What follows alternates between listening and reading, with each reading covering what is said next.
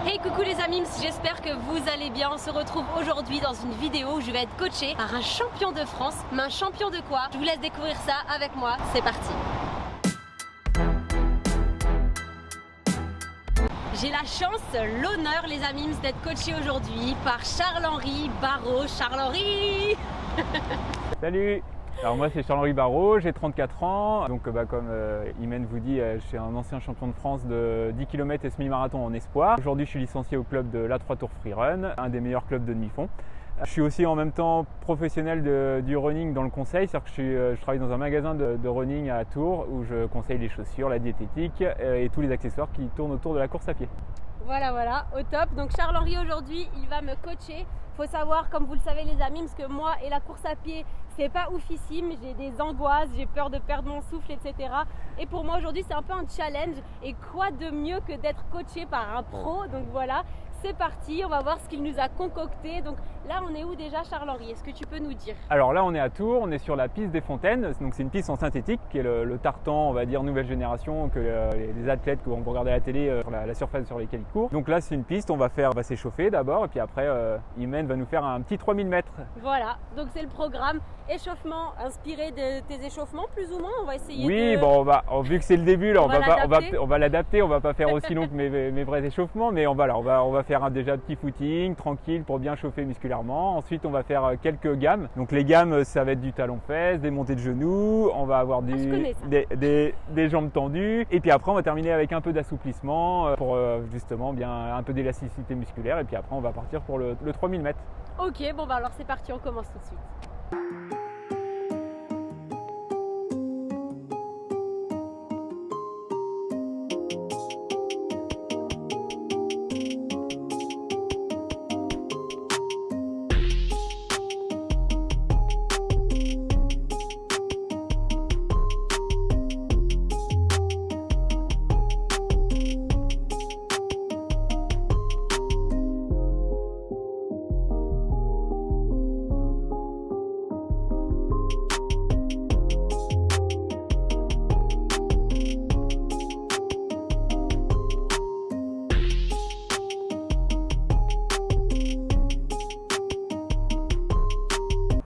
Là Charles-Henri, on va entamer les 3 km. Ça fait à peu près combien de tours là on avait dit?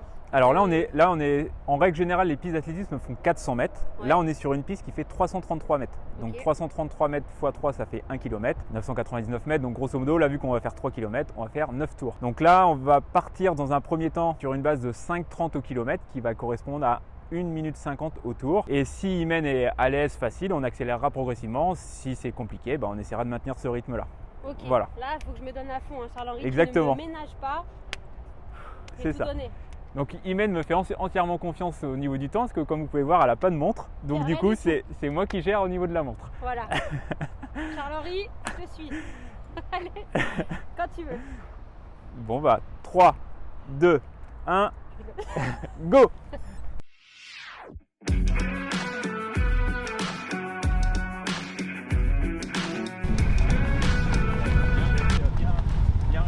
Naturellement, sans accentuer le geste de la respiration, ça se passe bien naturellement par la bouche, le nez, tout doit servir.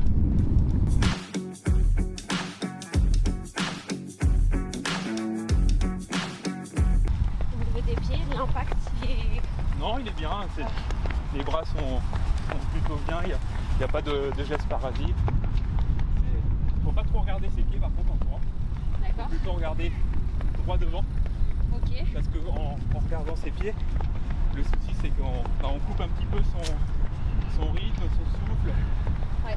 Il faut vraiment avoir une vision un peu devant.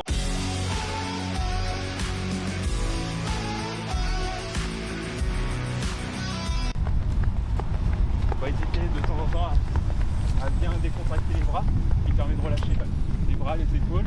Voilà.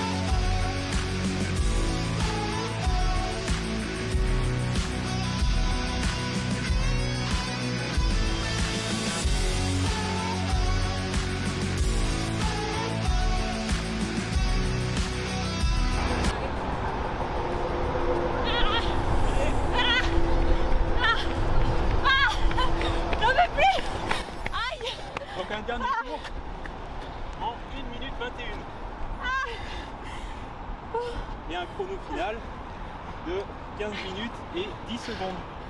Donc 3 km, 15 minutes et 10 secondes. 10 secondes. Pour initialement prévu 16 minutes 30. Au lieu de 16 minutes 30 les amis. Oh là là. Donc Imen a un fort potentiel, elle s'est sous-estimée au début. Enfin, elle était capable de bien mieux. Et je pense qu'elle peut faire encore mieux. Dans les moins de 15 minutes, elle les avait déjà dans les jambes. On est parti un peu trop doucement parce qu'elle pouvait me répondre en parlant. Bah parfait. On peut prendre juste genre une minute de repos là. On se retrouve après. Ok les amis, nous voilà à la fin des 3000 mètres. Du coup, Charles-Henri vous a dit un petit peu les performances et maintenant j'aimerais que tu nous donnes quelques conseils. Des conseils de pro, c'est toujours bon à prendre.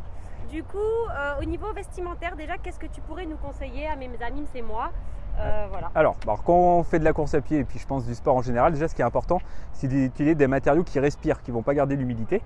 Parce que forcément, si on met par exemple un t-shirt en coton, dès qu'on transpire, le t-shirt il devient mouillé et là, c'est pas agréable, ça colle, c'est là qu'on a froid, on peut prendre froid, alors qu'en courant, on transpire beaucoup. Donc, il faut plutôt des produits qui respirent et qui évacuent bien la transpiration au fur et à mesure. Donc, l'été, plutôt soit du short t-shirt ou short débardeur ou cuissard débardeur ou t-shirt, voilà. Donc, des choses qui respirent. Et puis l'hiver, du collant un peu plus long pour rester souple au niveau des mouvements. Et puis après, du t-shirt respirant et du coupe-vent par-dessus.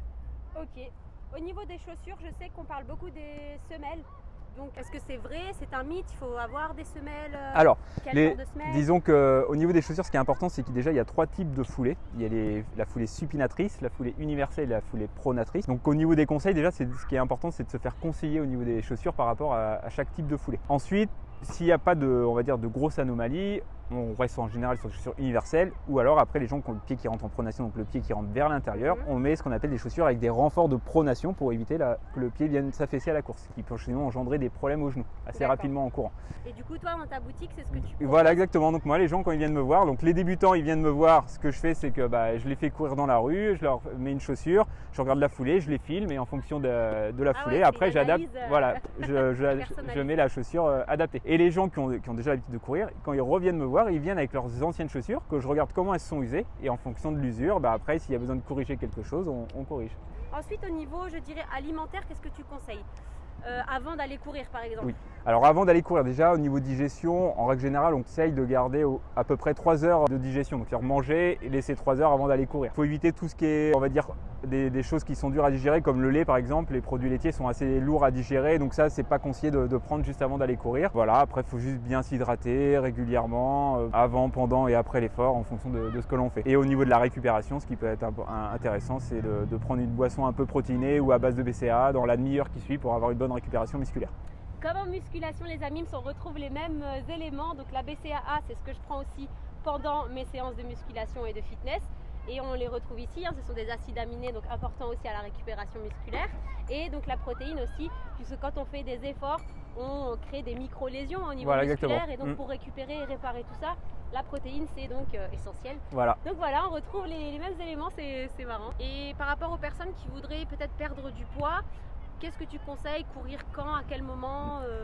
L'idéal pour les gens qui sont déjà initiés à la course à pied, qui ont déjà l'habitude de courir, ce qui peut être intéressant, c'est d'aller courir à jeun. Parce que ce qu'il faut savoir, c'est que quand on court à jeun, on attaque tout de suite les graisses. Alors que quand on court en ayant mangé avant, disons 3 heures avant, en général, on attaque les graisses à partir de 45 minutes d'effort. C'est à ce moment-là qu'on vient taper dans les graisses. Alors qu'en allant à jeun, on tape tout de suite dans les graisses. Par contre, je conseille pas trop d'aller courir à jeun plus d'1 heure. Parce qu'après, ça peut devenir, on va dire, un peu, il y a risque de fringales, des choses comme ça. C'est ça, de malaise ou de se sentir un peu moins bien. C'est ça. Du coup, c'est top. Et du coup, Charles-Henri, pour les personnes qui débuteraient, qui aimeraient se lancer dans la course à pied, tu leur conseillerais de commencer par combien de temps? Enfin, moi, je sais que si j'ai envie de courir, des fois, je sais pas combien de temps je peux courir.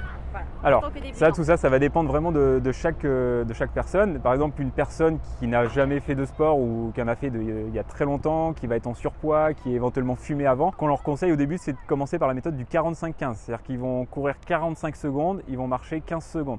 Ils vont essayer de répéter ça sur déjà des efforts de 10 minutes, un quart d'heure. Si ça s'est bien passé, à la fois d'après, faire par exemple 2-3 minutes d'effort, marcher 30 secondes à 1 minute en fonction des sensations. Et l'idéal pour progresser, c'est d'y aller au moins 2 fois par semaine, ce qui fait à peu près tous les 3 jours pour qu'il y ait vraiment un temps, une progression assez rapide. Alors que si on n'y va qu'une fois par semaine, ça fait un laps de temps et assez éloigné entre les 2 fois et on n'a pas une progression très rapide. Donc ça, c'est vraiment pour les débutants. Après, quelqu'un qui est déjà sportif de base, qui se met à la course à pied, si déjà la personne, elle le sent bien, qu'elle est capable de faire 15-20 minutes d'effort, voilà, 15-20 minutes d'effort, elle marche 4-5 minutes, elle refait 15-20 minutes d'effort. Si ça s'est bien passé, la fois d'après, elle essaye de faire sa demi-heure d'effort. Voilà. En tout cas, voilà, il n'y a pas d'excuses des amis. Moi, la première, j'ai plus d'excuses. Vous le savez que je cours maintenant de temps en temps. J'essaye de m'y habituer, j'essaye de prendre plaisir. Alors au début, c'est pas évident parce qu'on se crispe, on a peur de perdre son souffle, etc. Mais tout doucement. Et puis avec les conseils de Charles-Henri, je pense que ça va le faire. Il n'y a pas de raison. Merci infiniment en tout cas, Charles-Henri. C'était un plaisir. Merci à toi, franchement, pour le temps que tu m'as accordé, pour tes conseils précieux. En tout cas, n'hésitez pas à aller le suivre parce que je pense qu'il pourra aussi partager des choses sur ses comptes. Et puis, ça fait toujours plaisir de suivre des gens comme ça, adorables et sympas. Donc, voilà les amis. Par contre, Charles-Henri, maintenant que voilà, tout ça s'est bien passé et tout, moi je veux quand même te tester au sprint. Ah d'accord, ok. Non mais on donne tout, hein, tu me ménages pas. Hein. Et donc, je peux te battre? Tu peux me battre, mais tu me battras pas. Du coup, le sprint, c'est de là à là-bas, c'est combien de... Donc là, on fait un 100 mètres, comme la distance olympique, donc la ligne droite. Distance olympique, vous entendez ça les amis? Ok, alors on part comme les... Non comme tu veux. Comme tu veux. Alors normalement, c'est un genou à terre. Voilà, les doigts juste derrière la ligne. Okay. Voilà. Donc là, c'est quand ils disent à vos marques. Ouais. Et ensuite, quand ils disent prêt, on lève les fesses. Voilà. Et après, partez, on part. Voilà. 7. Le premier départ, le bon.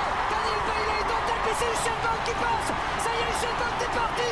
L'Express, le TGV est parti. Usain Bolt, 958.